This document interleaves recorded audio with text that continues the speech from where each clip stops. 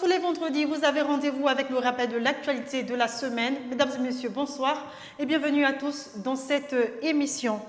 Certaines personnes ont toujours tendance à mépriser ceux qui s'adonnent au petit métier, mais ils ignorent souvent combien ce type d'activité permet de gagner aussi dignement sa vie. Pour le comprendre, suivant ce reportage de Justin Bitegué, Marcel Tsonga et Refuy Soga.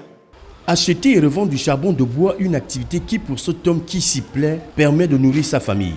Il y a des gens qui font là-bas à la usine de Safor, à Lambarny. Dès qu'ils font faire, ils nous appellent. Si à la place, ils nous envoient, on vend, on leur envoie l'argent en même temps. C'est de vrai pour nourrir la famille. Ça, c'est un petit commerce qu'on fait.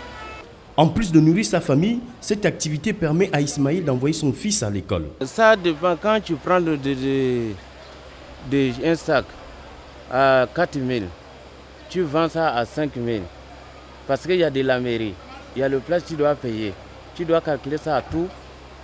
Bon, si tu gagnes même 500 par sac ou bien 300 par sac, tu peux nourrir ta famille avec ça. Oui, on donne l'argent aux enfants pour aller à l'école. Vendre du charbon de bois permet à Ismaël de gagner dignement sa vie. C'est ici la preuve que le travail est un trésor. Seuls les sots gens pensent qu'il y a de sots métiers. Le marché Montbouet de Libreville, le plus grand de la capitale gabonaise, vient d'être encore victime d'un énième incendie ravageur. Plusieurs marchandises ont volé en fumée cette semaine. C'est la désolation pour ceux qui ne pourront plus, pour un moment, exercer leur activité en toute quiétude. Reportage de Patrick Charfery et Refuy Soga. Ils ont tout perdu ou presque. Ces commerçants du marché Montbouet qui se sont battus pour éteindre les violentes flammes qui ont réduit leurs marchandises en cendres. Moi, je fabrique des bijoux, voilà mon place, devant là. Et donc, tous ces bourrelets, bon, c'est 3 h du matin que les gens m'appelaient pour dire qu'il y a des faits. C'est moi, donc tous ces bourrelets, il y a de l'or là-bas, il y a tout. Je ne sais pas comment je vais faire quand même. Ils, les commerçants, ne savent plus à quel saint parfois se vouer. Ils en appellent à la responsabilité des pouvoirs publics pour leur venir en aide. Depuis 2 heures, on est là, tout le monde a donné la renfort. Mais si qu'on voulait, l'État, il nous aide. Tout le monde ici dans les marchés là pour causer cette marché-là, bien, nous donner un bon marché. On ne veut plus voir ça. Parce qu'ici, là, on vend tout. Il y a des gens qui vendent les restaurants, il y a des gens aussi, vraiment, ils vendent des moutiques à côté, en face, tout. On veut un beau marché. Les gens, l'État, ils n'ont qu'à équiper de nous. Sinon, là, on est là, on a perdu tout. Il y a beaucoup de gens qui se débrouillent. Ce n'est pas l'étranger seulement ici. Il y a beaucoup de jeunes Gabonais qui sont avec nous ici. Là. Même vous pouvez regarder, là, ils sont là. Un énième incendie dans le marché Montbouet qui sans doute a dépouillé les commerçants de leurs activités quotidiennes. Toute chose qui devrait attirer l'attention des pouvoirs publics à mettre de l'ordre au branchement anarchique. À l'école publique du premier degré située au quartier Vénévoire de Libreville, élèves, enseignants et le corps administratif répondent présents. Le directeur de cette école primaire se réjouit de ce que les écoliers aient tous leurs enseignants. Marcel Tsonga et Refuy Soga ont fait le constat pour vous. Ils sont heureux, ils crient de joie, jouent et mangent. Ces écoliers sont en récréation et profitent de ces moments pour essouffler un peu. Une belle ambiance que le premier responsable des lieux met en lumière. Je peux le confirmer parce que depuis la rentrée, si les parents envoient déjà les enfants, ça veut dire qu'il y a déjà l'entente entre les parents et enseignants. Maintenant, lorsque les élèves arrivent à l'école, maintenant nous accueillons ces enfants et on faudrait qu'on les mette dans de bonnes conditions. C'est pourquoi si vous constatez, ailleurs, ce n'est pas comme ici. On a quand même les élèves, mais comme on tourne à mi-temps, c'est pourquoi vous voyez un nombre réduit en matinée. Si vous revenez dans l'après-midi, vous allez trouver presque le même nombre. Donc, pour l'école de Vénévoire, tout va bien. Malgré la grève qui bat son plein ailleurs, ici, le directeur rassure les parents de l'effectivité des cours et surtout de la présence du corps enseignant. Ici, à l'école publique de Vénévoire, c'est vrai, je suis le nouveau directeur pour cette année.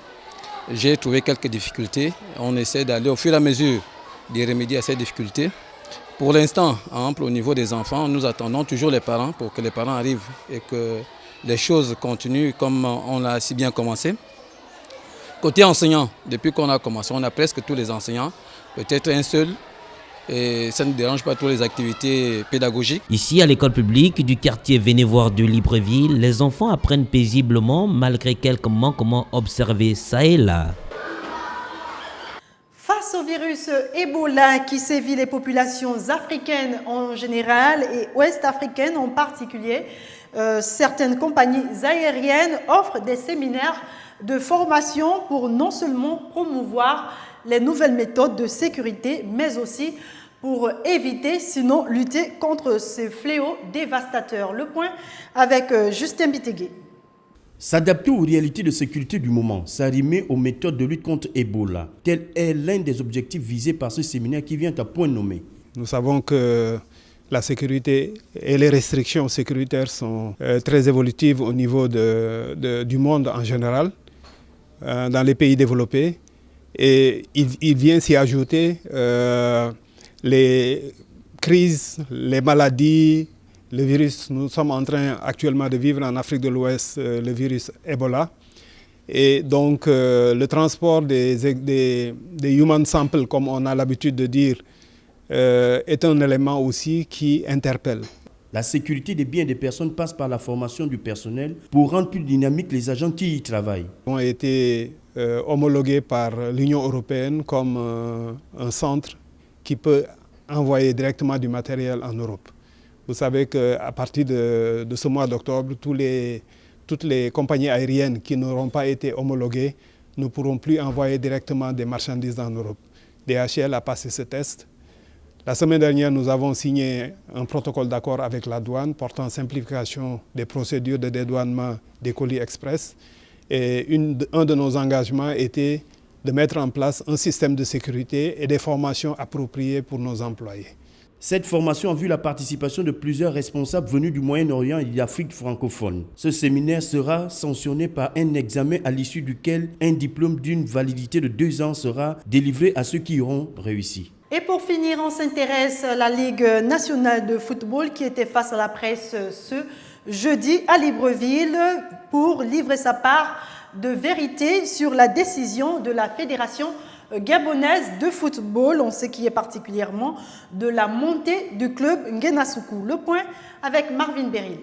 La Ligue nationale de football a tenu un point de presse ce matin à son siège situé au stade de l'amitié sino-gabonaise d'Angonje.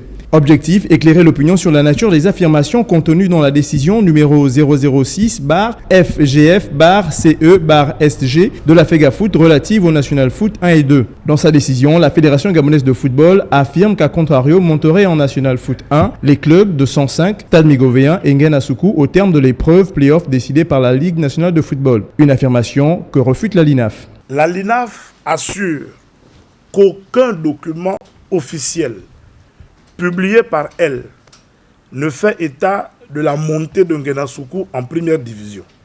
Le vice-président de la LINAF a également déclaré que l'affirmation de la FEGAFOOT selon laquelle la LINAF aurait organisé un tournoi play-off ne repose sur aucune base réelle.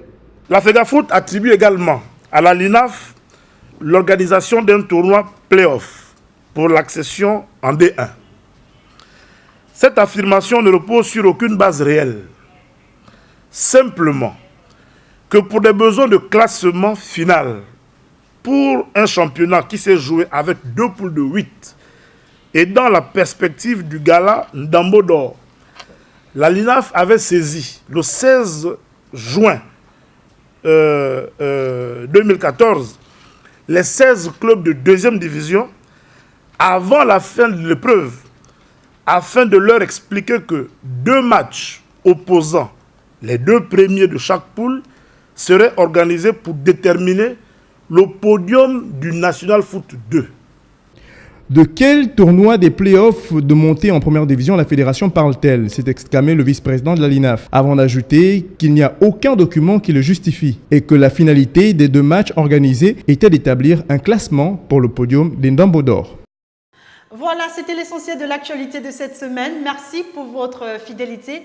L'information se poursuit sur www.gabonnews.com à vendredi prochain, même heure sur Gabon News.